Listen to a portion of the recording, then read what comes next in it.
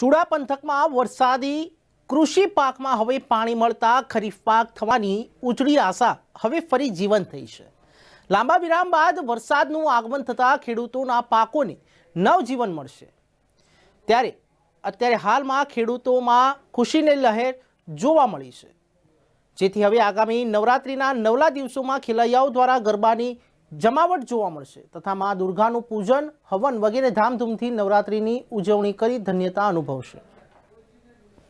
વરસાદ થતાં હવે અમારે ખેડૂતોને આનંદ છવાઈ રહ્યો છે, કારણ કે અત્યાર સુધી વરસાદ નહોતો એટલે અમારો કપાસ, જુવાર, બાજરી, અન્ય પાક પણ તલ ચીમળાઈ જતું હતું અને વરસાદની ગરમીના હિસાબે વરસાદ અને ખાતરની ગરમીથી કપાસને નુકસાન બહુ થતું હતું। તે હવે થશે નહીં અને અમારે નોરતા બીજો કોઈ તહેવાર સારા ઉજવાય છે।